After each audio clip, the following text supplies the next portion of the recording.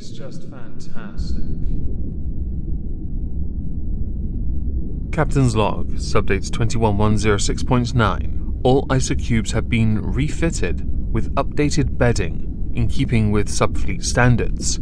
For a mattress, they have a block of sawdust encased in concrete, used Playboy magazines for quilts with only the articles written in Arabic, and an empty ketchup bottle for a pillow. What even are human rights? Welcome everyone to the Halls of Injustice. Today we have inmate number 049, whose full name is Glenis Dionicio Cordova-Lopez. But as he used Fernando Lopez as an alias, we're going to use that because I can't be bothered with repeating his entire name over and over again. Of course, inmate 049 could work, but Fernando cause he looks pretty generic. Before we get into this though, I'm going to be streaming on Twitch tonight. If you're at all interested in either some murder fun time pirateness or some fishing, please consider swinging by and hitting the follow. I would greatly appreciate it, linked in the description down below. Inmate number 049, or Fernando Lopez, is from Mexico and came to the US a number of years ago and was staying with families. He had originally been staying in Idaho, but had to leave because of a criminal charge and conviction for attempted kidnapping that led to the conviction of domestic violence. He's a lovely passive guy for a 25-year-old man who looks like a child with a soul patch. Oh, and I should say, for the sake of it, thank you to this person who tweeted this particular story to me. There aren't much in the way of sources about it, so it's very hard to get prosecutor statements and other related facts beyond the immediately obvious and the sentence. But I have found some sources here and there that should help with this. In Tomball, Texas, on January 21st, 2018, Fernando Lopez was staying at a family's home. Not his family, a family's. Around midnight, Fernando Lopez was spotted going into a 12-year-old girl's bedroom, the daughter of the family. The next day, the girl came downstairs and told the family that she had been attacked and was in pain. She was then taken to the Children's Memorial Hermann Hospital, where it was revealed that she had been sexually assaulted. It should be noted now, the family he was staying with were not aware that he had been charged and detained in Caldwell, Idaho, and I should probably go back and explain what happened there so you can see a pattern of behavior. On December 26, 2016, Fernando Lopez had been thrown out of a house by a girl's mother because the girl had claimed at around 11 p.m. that he had sexually assaulted her. 3 hours later, Fernando Lopez came back, tied a bandana around her mouth when she had started screaming, physically picked her up and attempted to take her, with Fernando also putting a knife to her throat in an attempt to stop her screaming. It had been claimed that his intention was to take that girl to Houston, Texas, and eventually he was picked up by the Burley police and held in the Mini Casilla Criminal Justice Center on the Canyon County warrant.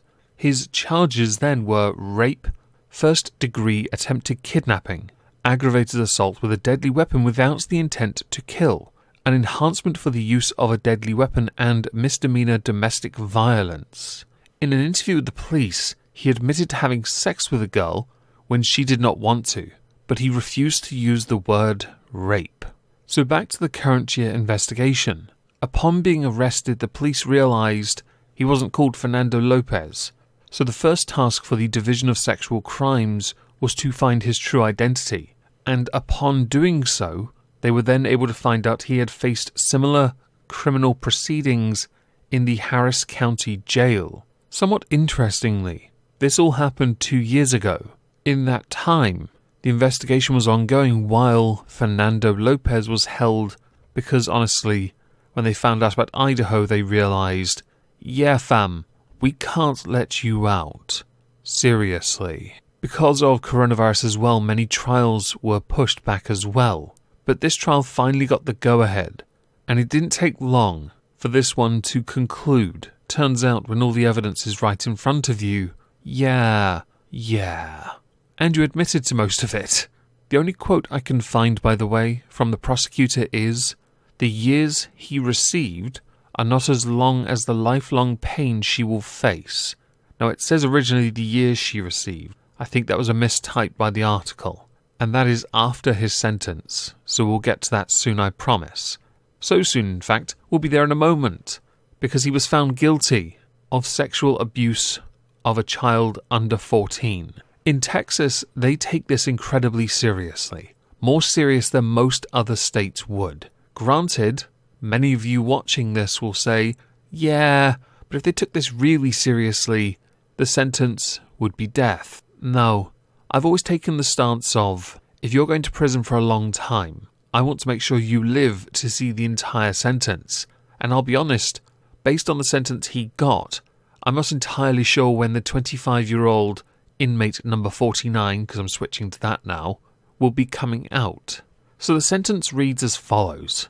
After being found guilty, State District Judge Kelly Johnson sentenced Glenis Dionicio Cordova-Lopez to 60 years in prison. Now, I don't know how the Texas system works. In the UK, that would be out in 30. At the age of 25, that means 55. My view is, because of what he's done and the fact he's done it before, you see all 60 of those years. Get in your cell, you peasant. We will have none of this early release for good behaviour. I'm sorry, but twice you've been caught doing things like this. You've kidnapped people. No. You go in your cell and you stay there. After sentencing, DA Kim Og, OGG, said, I want to thank the first Harris County jury since COVID began for showing up, listening to the testimony, reviewing all the evidence and finding a sexual predator guilty. I am glad his victim knows that she was believed and that he will serve a long prison sentence for his crimes against her. The 60 years he received is still not as long as the lifetime pain she will face as a result of his brutality. The right to a jury trial is fundamental to American criminal justice. Our judges in Harris County worked hard to ensure a safe experience for those who answered jury service during this pandemic. Continuing by talking about, how important it is to have judges, jury, and safety as well in the circumstances. For me, 60 years is a brutal sentence, because by then he'll be 85. There isn't a guarantee he'll ever live that long in the first place. And it becomes even more of a 50-50, not just because of whether or not his own longevity will go that far, but also because of the hierarchy in prisons. If he was in one of my ISO cubes, we could guarantee he'll be 85 when he leaves. He could have a heart attack, but don't worry, we'll keep him in a state of constant heart attack until he's 85 and he leaves. Then good luck to you. Because we're dicks, and we're okay with that. With this case, I'd love to know what you all think. It does paint a damning statement about certain types of people who think they can just take from people. Please do let me know in the comments down below. If I don't see you on Twitch, have a fantastic Tuesday. Thank you all for listening.